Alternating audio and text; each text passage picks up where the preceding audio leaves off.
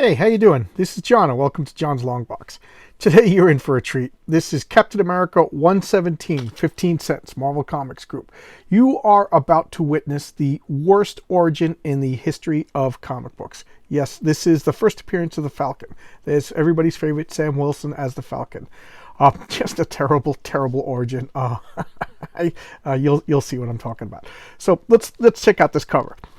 I'm trying to remember the date. I want to say 1969, but I don't know. I could be off.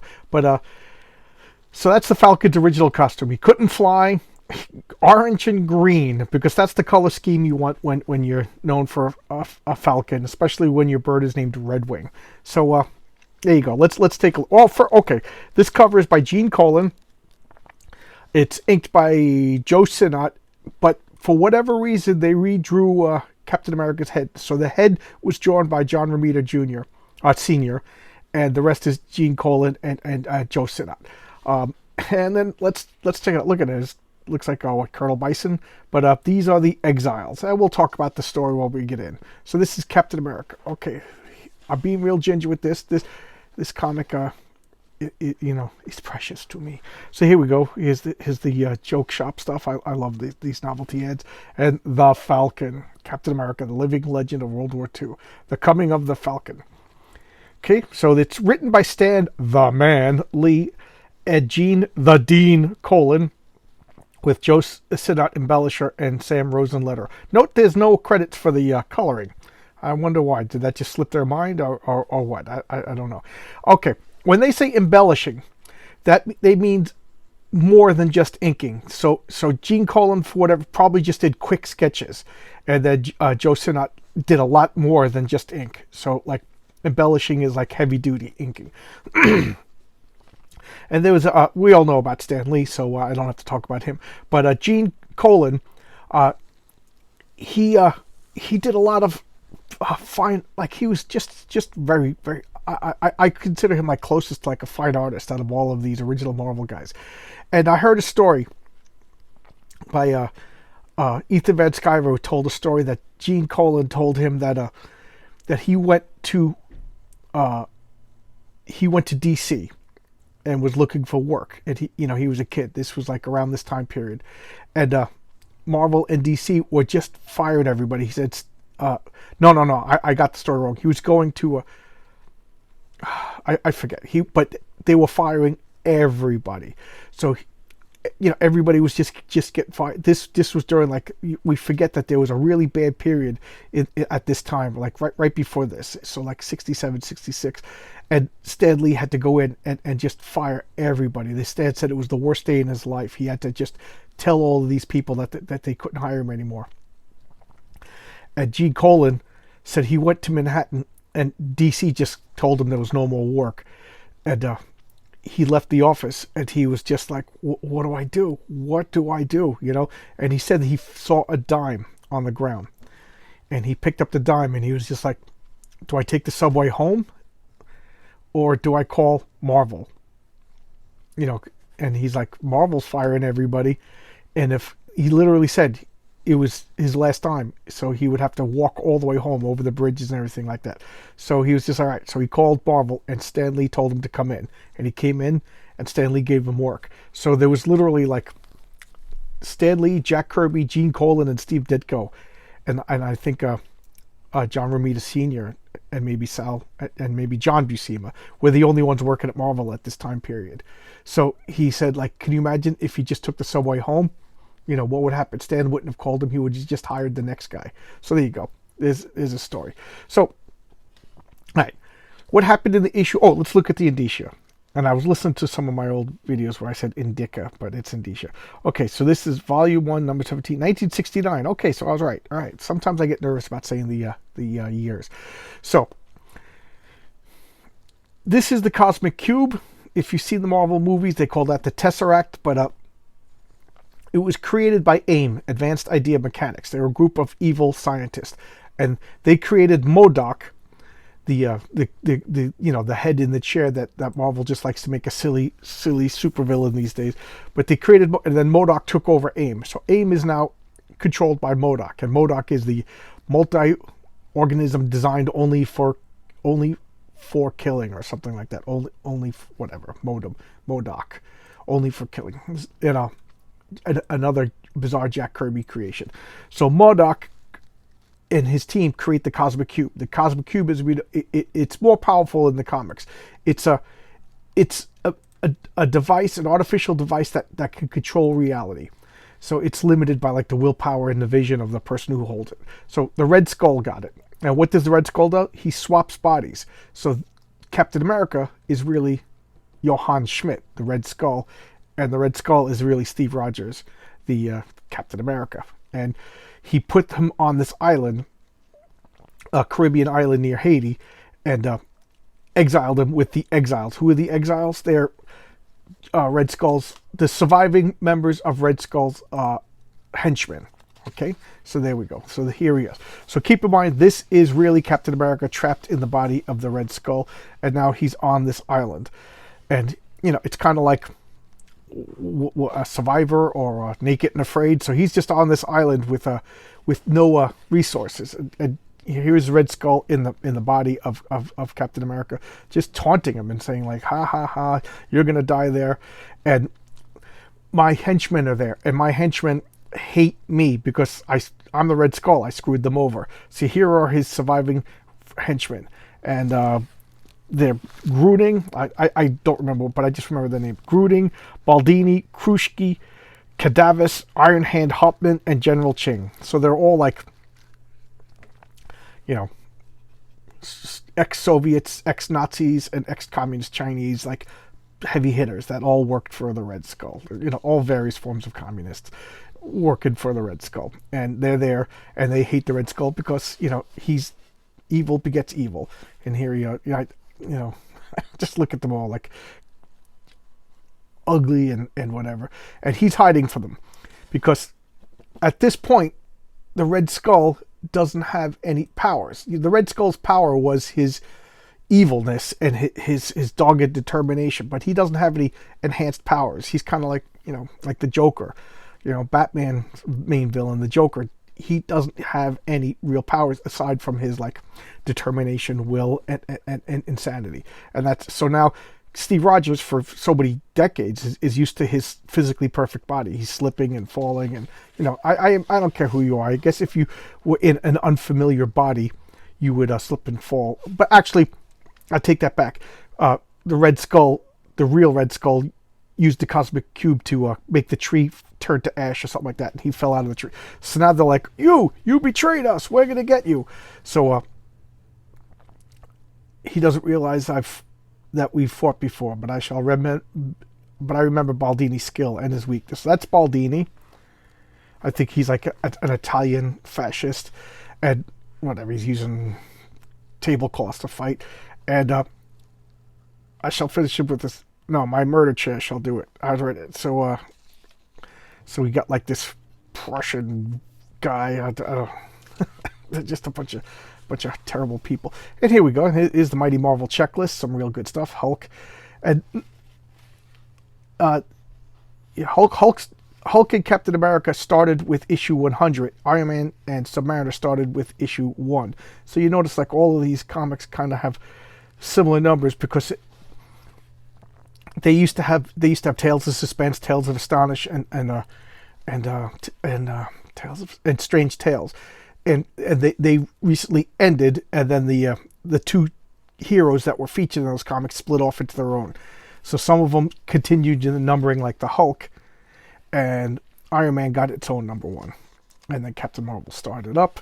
Doctor Strange continued the numbering of Strange Tales, I think. So the first issue of Doctor Strange is really 178. I know that's confusing. So here's Steve Rogers as the Red Skull, just throwing sand and trying to fight because he's unfamiliar with this body and it's not in perfect shape like his, so he doesn't want to fight them. And here's Iron Hand Hauptmann. You could definitely tell with the Iron Hand. And look, is Johann Schmidt, the Red Skull, just digging. It's just laughing. You know, here he is just strutting about because he feels great. You know, he's got Captain America's body. You know, that's gotta feel cool. You know, having a perfect, handsome, perfectly healthy, perfectly strong body. And what do we have here? not an eagle, a falcon comes flying up. It struck my face. That must hurt. He turned away. If only I could lash. So he got a distraction and he's able to fight. But, you know, distraction doesn't last that long. So here comes the falcon just going around. He's like, that's the second time the falcon, it's almost as if he knows what he's doing, as if he's acting on orders. Now if I could just make it to the underbrush. So what's going on? Dun, dun, dun. So someone knows what to do, and that falcon's, you know, that falcon knows what it's doing. They're searching for me again, and they'll find me. This grotesque skull face is really just a mask. Chances are the exiles have never seen the face. So he's going to take off his mask. And they don't show us the face. And he also takes mud, and he covers his face in mud. Why not? It sounds like a smart thing to do, right? Cover your face in mud. So here he is, Captain America, just strutting down the street, you know, and I like that he shrunk the cosmic cube down, and he's just playing with it like a toy. And he's just reveling in, like, Captain America, I thought you know, here you go, you know, he's just smiling and taking everybody's accolades. He's just enjoying it, you know. So he goes to Radio City, and he just gets out, and here he is, posing for the paparazzi, being Captain Dashing, you know, girls swooning over him. He goes, for soon you will bow to me instead. Enjoy it while you may, my dear, for soon you will, you know, take all the pictures you wish. For, you know, and look, he's just luxuriating and being a jerk. Look at that. And look at, you see, Gene Colan, I don't know. Just look at this face over here. And look, it's just so good, such a drastic major. I got to break out the Tomb of Dracula. That's just pure Gene Colan artwork. Okay, and here he is, just enjoying it all. You know, this is, think of it in, you know, the Red Skull had to hide, you know, for most of his life at this point. You know, at this point he's been the Red Skull long, because he became the Red Skull when he was a teenager. And the Red Skull's origin, he was Hitler's busboy. Ta-da! Hitler went to a hotel and he was mocking his generals, and he says, look at this kid. I could turn this guy into a greater leader than any of you can. And he looks at the Red Skull, and you don't see his face. He goes, look at your eyes. You hate me. You hate everybody. Good. I'm going to turn you into the most hated being in the world. And he did. So Falcon has this worst origin of all. Red Skull has the second worst origin of all. And we're still not done. I don't want to spoil the Falcon's origin. But Hitler's comic book origin is he was Hitler's. The Red Skull's comic book origin is that he was Hitler's busboy. So here he is thinking, okay, lap this up while you can, because soon I'm gonna start tarnishing Captain America's reputation. You know, so he's gonna start acting like a jerk. So the clock is ticking now. And here's MODOK. You know, who stole the cosmic cube? We got to find it. They're tracking it, because whoever possessed it must never be able to use it against AIM. Now work. So he's scared. If you have the cosmic cube, sooner or later, you know, they made this for AIM, and the Red Skull stole it. They don't know who stole it. They don't know what they're doing, but it's their top priority to get back. Okay. And here we have that's Sam Wilson as the Falcon. You know, he's got the glove because you can't have the bird. You know, the Falconeer's glove. So you find out that he was a social worker in Harlem who was interested in birds and falconry, and he answered an ad in the newspaper on how to learn how to train falcons. And he went to this island in the Caribbean, and the exiles, you know, the exiles being Red Skull's henchmen, trained him how to in the fine art of falconry. There you go. There's his origin. Ta-da! Worst origin ever. So he can't fly. Later on, it kind of got retconned that he's a mutant, that he could communicate with birds. But at this point, he's just a guy from Harlem, a social worker, who answered an ad in the newspaper to learn how to learn how to become a falconer. Worst superhero origin ever. So here's a Red Skull with mud on his face. So I don't know if Sam Wilson would recognize him, but they mean Captain America recognizes, you know, the heroism and everything like that in this guy, and he's saying, you know, I got tricked. So here is his actual origin. You know, these huts and everything, these people living in poverty because the exiles are ruling. They basically made slaves of the native population of this island. So here he is, Sam Wilson's always into pigeons and stuff like that. And then he went to this island to learn how to falcon, to do falconry. And while he was there, basically he saw the poverty of everybody, and everybody was oppressed by the you know, fascists, communists, and Nazis, all these collectivists. And so Captain America's like, you know, what you got to do is you got to be like Captain America. You got to be like Spider-Man. Get a costume and help liberate these people. So he's like, oh, that's a good idea. So here's the costume that he chooses. What a horrible costume. You know, it's not a bird motif. I don't know. I just thought that green and orange. That's the colors that you want when your name is the Falcon. So keep in mind, he has no powers. He's like Captain America. He's just an acrobat. But he doesn't even have the super soldier serum. So he's just a normal guy. A normal guy in a horrible costume with a trained bird. And he's going to fight Nazis and fascists and communists. And that's the end. So let's wrap with Cap. I always like to look at the names. I don't recognize any. I always like to see if I recognize any of the names. And there you go. Do you have any art talent worth developing? What is this? The Amazing Kid a Month Club. And extra money, just 20 people. Oh, what is this? Make Christmas cards. Okay, Christmas cards. So there you go. That's the origin of the Falcon. An important comic in the grand scheme of things, but I like the idea of the Red Skull swapping bodies. Normally that's like a Gilligan's Island kind of thing, but the Red Skull wants to destroy Captain America's reputation before killing Captain America. So he's thrown on the island, and again, he has the.